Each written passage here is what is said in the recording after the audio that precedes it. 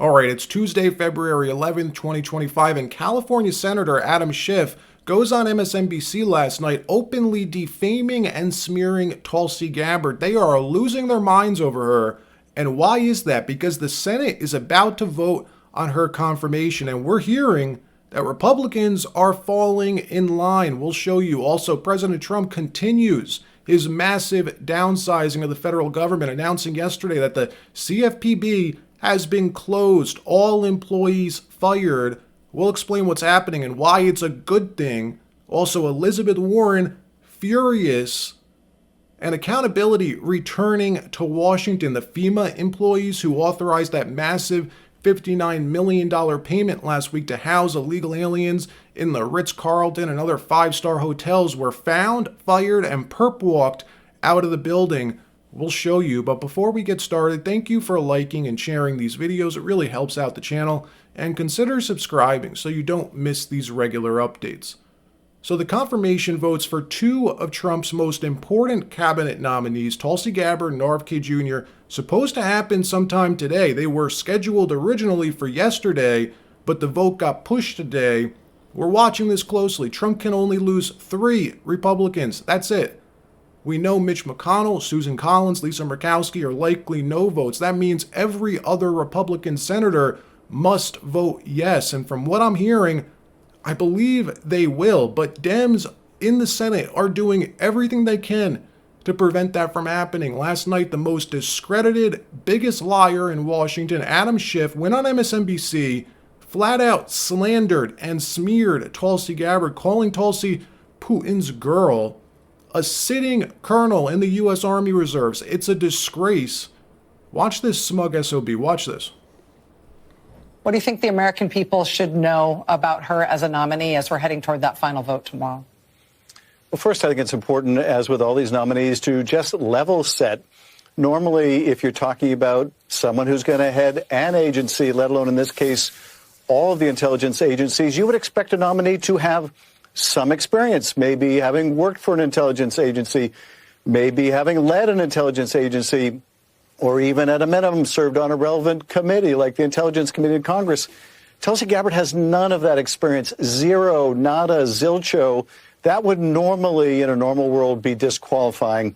But she goes far beyond that. She has echoed Kremlin talking points about the origin of the war against Ukraine. She's pushed out Russian propaganda about U.S. biolabs in Ukraine, one of the pretexts that Russia wanted to use for its invasion, to the point where RT, Russia Today, this propaganda outfit, is praising her to the degree that advisors close to Putin refer to her as our girl, an interesting diminutive for someone who might be leading U.S. intelligence agencies. This is someone who met with Bashar al-Assad, came back, had, wonderful things to say about how he wanted to get across the impression that he wouldn't engage in terrible things against his own people, when our own intelligence agencies were saying he has gassed his own people. So hard to imagine someone more disqualified from running those agencies.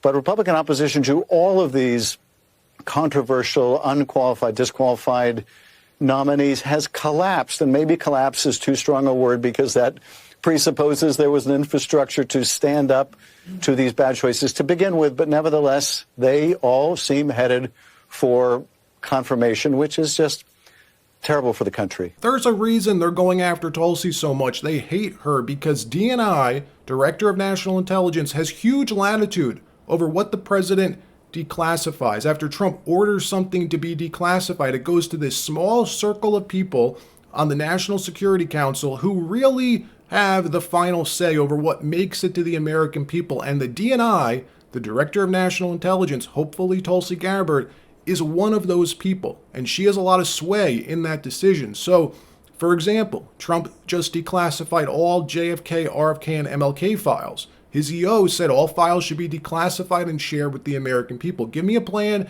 in 3 months or whatever it said. Well, who makes that plan? The DNI.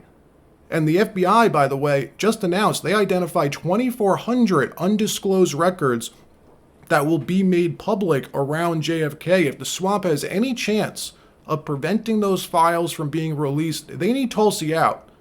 And it's not just that. D&I sits above all 18 intel agencies. She will be the boss of the CIA director, the NSA director, all of them. She will be one of only a small handful of people in the entire federal government who has a need to know access to everything, all covert and black projects. Normally, this wouldn't be that huge of a deal, but Tulsi knows what to look for, and she's not on their side. She's on ours. In another story, President Trump has just shut the Consumer Financial Protection Bureau, an independent agency set up under the Obama administration, the brainchild of none other than Elizabeth Warren. This agency, not at all what it sounds like. It's been used and abused for almost a decade to go after political enemies financially, and it has been shuttered. Their headquarters chained up, all employees fired yesterday, and Elizabeth Warren is furious. Here's Trump explaining why this monster of an organization was just shut down. Watch this. Mr. President, regarding the Consumer Financial Protection Bureau, Democrats, including Elizabeth Warren, have said that by freezing it, it's giving big banks and giant corporations the green light to scam families. Pocahontas, the faker. That was set up to destroy people. She used that as her little personal agency to go around and destroy people. And she's a fake. Just like she said she was an Indian, and she wasn't an Indian. You have more Indian blood in you than she has. She went to college based on the fact that she was an Indian. She got jobs based on the fact that she was an Indian. She's a fake. That was set up to destroy some very good people, and it worked. I mean, it worked. A lot of great people. I'll tell you, before I ever heard the term, people would come up to me in the Midwest and areas that say, "Sir, I'm being destroyed by them." They use that to destroy people. She's a nasty woman. She's a really nasty woman, despite her phony beer commercial. We did the right thing. That was a very important thing to get rid of. And it was also a waste. I mean, number one, it was a bad group of people running it, but it was also a waste. If you looked at when she really ran it, wow, that was a vicious group of people. They really destroyed a lot of people. And you can confirm it's your goal is to have it totally eliminated, the agency? I would say, yeah, because we're trying to get rid of waste, fraud, and abuse. What's next? And didn't I hear that somebody made like $38 million or something running a little agency? What was her name? What was her name? And what did she do? And what was that all about? All the money that she made? Does anybody know? Okay. Yeah, Brian, go ahead. Good to see you. Democrats always create organizations with these names that sound like they help people, right? The IRA, the Inflation Reduction Act under Biden, $1.7 trillion, the Inflation Reduction Act, but used to do what? Rebuild racist streets? It did nothing of the sort to reduce inflation. They do that. They name these organizations like that, these acts, so they can hammer Republicans when they have to fix the problem. The CFPB, the Consumer Financial Protection Bureau, another one of them, set up to terrorize the banks to fall in line. See, the Obama administration, they realized they can't, as the government, debank American citizens, but they figured out an independent agency outside of government can do that. They can legally put pressure on the banks to do it. Debanking only became a thing after the CFPB was set up. Think about that. Think about this, actually. That agency set up rules, regulations in the banking industry to not allow hyper-political clients. The CFPB would tag these clients as PEPs, politically exposed persons, which under current banking regulations means you're required to kick them out of your bank. People who are hyper-political, just political voices, American citizens who are speaking their mind about politics, possibly politics that are against the Democrat Party, you end up blackballed, blacklisted. You've seen this over the last decade. People like Kanye West, most obvious example, but there's thousands of others you've never heard of. The CFPB, designed by Elizabeth Warren, tagging American citizens as hyper-political and blackballing them. That means you can't bank in this country anymore. You can't have a bank account. No credit card processor if you're in business can't charge customer credit cards anymore. It's as un-American as it gets. The government going after free speech without technically blocking your free speech. And Elizabeth Warren, furious, accusing Elon Musk of sicking DOGE on CFPB because, according to her, his goal is to get rid of all financial cops before launching his own X money system, which there's no evidence of. She just made it up out of whole cloth, and they have the nerve to call us the conspiracy theorists. Watch this. Here's Donald Trump, Elon Musk, and a handful of 22-year-olds saying, no, we think we're just going to find another way to shut it down. It's not only not legal and not popular, really, it's a case of saying they want to fire the financial cops, but they'd like for nobody really to notice that, and particularly Elon Musk would like nobody to notice that he just wants to get rid of them before he launches his new financial product.